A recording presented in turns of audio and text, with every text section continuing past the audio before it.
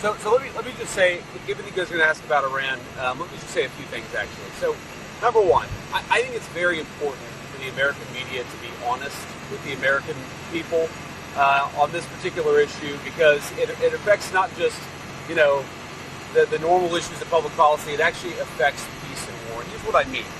So in the past couple of days, I've seen a lot of reporting from the American media about the 10-point proposal that the Iranians have made. Now, as I know, because I've been involved in this, there are 3 different 10-point proposals at least that I've seen floating around. The first 10-point proposal was something that was submitted, and we think frankly was probably written by ChatGPT, that was submitted to Steve Witkoff and Jared Kushner. That immediately went in the garbage and was rejected.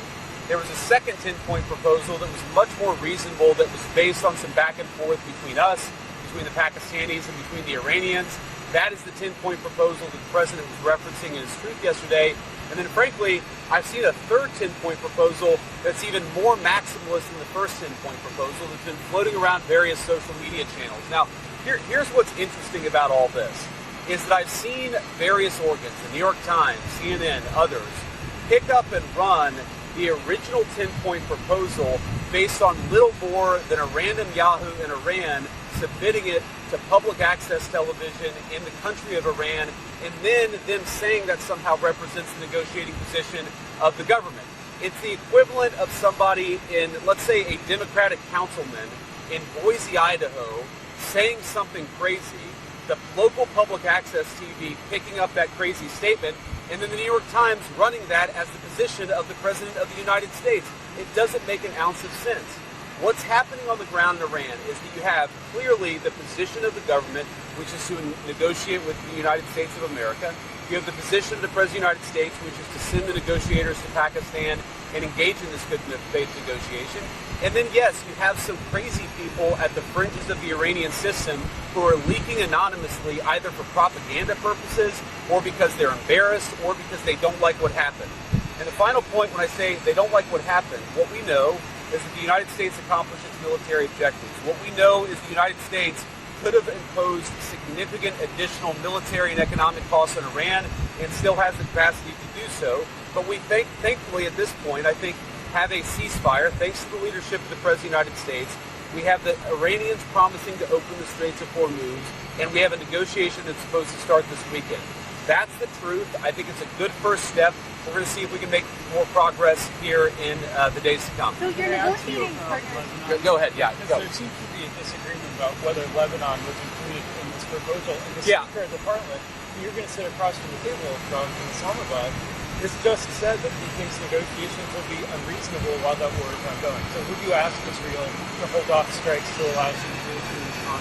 Well, first of all, I know there's been some conversations between the Israelis and the leadership of our country today. I haven't been involved in that because I've been busy doing stuff in Hungary. I'm actually supposed to get an update when I get on the plane. But let me say a couple things. First of all, I actually think, and there's a lot of bad faith negotiation and a lot of bad faith, propaganda going on. I think this comes from a legitimate misunderstanding. I think the Iranians thought that the ceasefire included Lebanon, and it just didn't. We never made that promise. We never indicated that was going to be the case. What we said is that the ceasefire would be focused on Iran, and the ceasefire would be focused on America's allies, both Israel and the Gulf Arab states.